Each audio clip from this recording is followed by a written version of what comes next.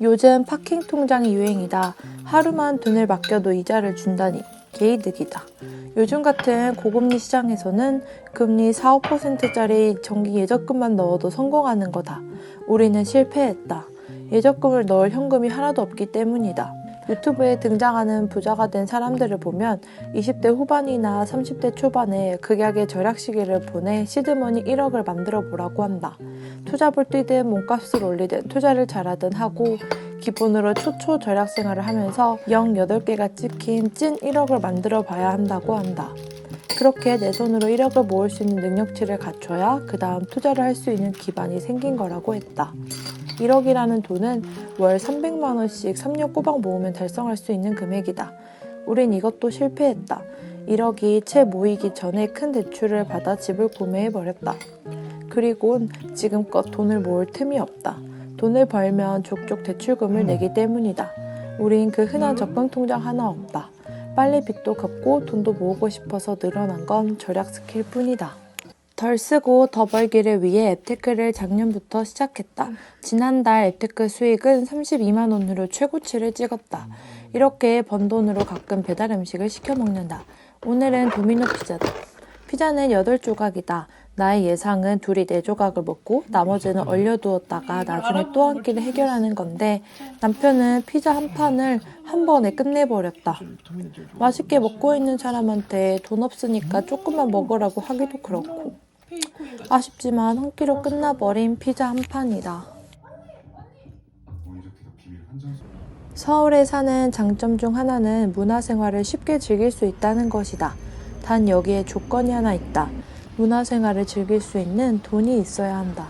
그러나 서울에는 비교적 돈 없이도 즐길 수 있는 거리들이 많다. 매년 겨울마다 서울 시청 광장에는 스케이트장이 만들어진다. 단돈 1,000원으로 1시간 반 동안 스케이트를 탈 수 있다. 그 1,000원 안에는 헬멧 대여와 스케이트 대여비도 포함되어 있는 돈이다. 큰 돈을 들이지 않고 데이스트를 할 수 있는 곳이 있어서 좋다. 스케이트를 타고 나서는 을지로 맛집을 배회하며 뭘 먹을까 즐거운 상상을 하다가 웨이팅이 길지만 내게 준 서울 넘버원 국밥집에서 국밥 한 그릇을 때리고 집에 왔다.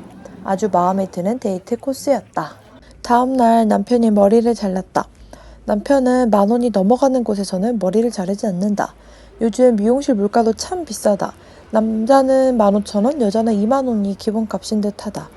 아파트 상가에 있는 미용실인데 실력도 나쁘지 않으면서 현금을 내고 샴푸를 안 하면 1,000원씩 할인되어 총 2,000원의 할인 혜택도 받을 수 있는 곳이다. 그럼 딱 10,000원의 커트가 가능하다. 10,000원짜리 커트에 만족하기 쉽지 않은데 그런 곳을 찾아서 오늘 참 기분이 좋았다. 진짜 오랜만에 쇼핑을 했다. 2달 전 우리 블로그에 있는 집을 보고 리바트에서 연락이 왔다. 리바트 온라인 잡지에 우리 집을 싣고 싶다며 인터뷰 요청을 해왔다. 그렇게 인터뷰를 하고 현대백화점 상품권 10만 원을 받았다. 지금 살고 있는 집을 꾸밀 때 집을 콘텐츠화 하겠다는 목적을 가지고 공들여 공사를 했더니 생각지도 못한 기회들이 이렇게 찾아오곤 한다. 이 상품권으로 오랜만에 남편 바지를 사줬다. 남편은 뭐든 달아질 때까지 하나만 패는 사람이다. 그래서 신발도 너덜너덜 할 때까지 하나만 신고 청바지도 무릎이 다 튀어나올 때까지 하나만 입는다. 어느 날 무릎이 튀어나온 바지를 더 이상 봐줄 수가 없어 데리고 나왔다. 나도 옷 사고 싶은데 이 10만 원을 남편한테 쓰는 건 정말 찐사랑이다. 차를 가지고 있으면 이런저런 돈이 많이 나간다. 주유비뿐만 아니라 자동차세, 보험비, 각종 수리비도 꾸준히 발생하는 돈이다. 엔진오일을 갈아야 한다고 해서 공임나라에 갔다. 인터넷으로 엔진오일을 29,000원에 구매한 후 공임나라에서 엔진오일을 교환했다. 공임나라 엔진오일 공임비가 16,000원이었으니 총 45,000원에 엔진오일을 교환한 거다. 남편 말로는 다른 정비소는 공임비가 10만 원 이상은 받는다고 하더라. 주말에는 장을 보러 시장에 갔다. 피케팅을 하며 구매에 성공한 농활 상품권을 들고 갔다. 농활 상품권은 비플 제로페이에서 판매하는 상품권인데 농수산 축산물을 판매하는 가게에서 쓸 수 있고 주로 쓸 수 있는 가맹점이 시장에 몰려 있다. 이 상품권은 무려 30%나 할인하여 판매한다. 분명 작년엔 쉽게 샀는데 이번엔 1차 구매에 실패하고 나는 2차 구매에 성공, 남편은 3차 구매에 성공했다. 우리뿐만 아니라 많은 사람들이 절약 생활을 하며 살고 있는 듯하다. 무슨 콘서트 티켓 마냥 30분씩 접속을 기다려 구매한 거다.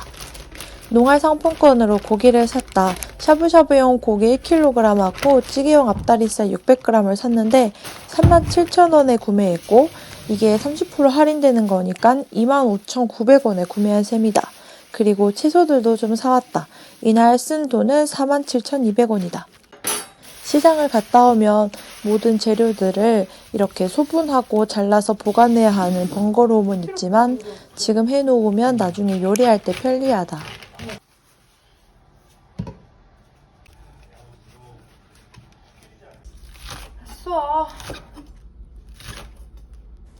아직 국산은 못 사 먹고 샤브샤브용 고기로는 미국산을 사 먹기는 하는데 이 샤브샤브용 고기 1kg은 정말 유용하게 쓰인다. 먼저 마라샹궈를 한번 해 먹었었고 또 이렇게 기름기가 없는 부위니까 바싹 구워가지고 소고기 버섯 샐러드를 해 먹을 수도 있다. 또 차돌박이 대신 사용해서 숙주볶음을 해 먹을 수도 있고 당연히 샤브샤브를 해 먹을 수도 있고 그리고 오랜만에 소고기 솥밥도 해 먹어봤다. 이 솥은 주부들의 로망인 스타오브인데 당연히 비싸다. 숙모가 집들이 선물로 사준 거다. 솥밥이 완성되는 동안 시장에서 사온 달래를 씻어서 달래장을 만든다. 달래를 2,000원에 사왔으니까 오늘 쓴 달래는 한 500원에서 1,000원 정도 사이일 거다. 밥을 10분 정도 끓였을 때 고기를 넣어주려고 한다. 적당히 익은 고기는 뜸들이기를 하기 전에 따뜻한 쌀밥 위에 올려놓고 뜸들이기 하는 동안 같이 익혀주면 된다. 샤브샤브용 소고기를 1kg에 18,000원 주고 가지고 왔는데 이걸로 몇 끼를 해먹은지 모르겠다. 그것도 맛있는 밥을 말이다. 우리는 앞으로도 종종 이 부위를 자주 구매할 예정이다. 일주일에 우리를 돌아보니 일주일 동안 절약하려고 애썼더라. 앱테크로 피자도 시켜 먹고 시청에서 운영하는 스케이트장에서 1,000원의 행복을 느꼈고 10,000원짜리 미용실도 찾았다. 상품권으로 남편 바지도 사주고 엔진오일도 비교적 싸게 교체했다. 마지막으로 농활 상품권으로 고기도 샀고 그 고기로 집밥을 야무지게 해먹으면서 보람차게 일주일을 보냈다. 우리에게 하나둘씩 절약 습관들이 쌓이는 게 신기하면서 절약 생활에 스며들고 있다는 게 뿌듯하다. 그렇다고 막 못 살거나 궁상 떨면서 살지도 않는다. 보다시피 아주 잘 먹고 잘 산다. 앞으로 우리와 함께 절약 습관을 만들어 가면서 즐겁게 절약하고 싶다면 우리 유튜브를 구독하고 오래 함께 했으면 좋겠다.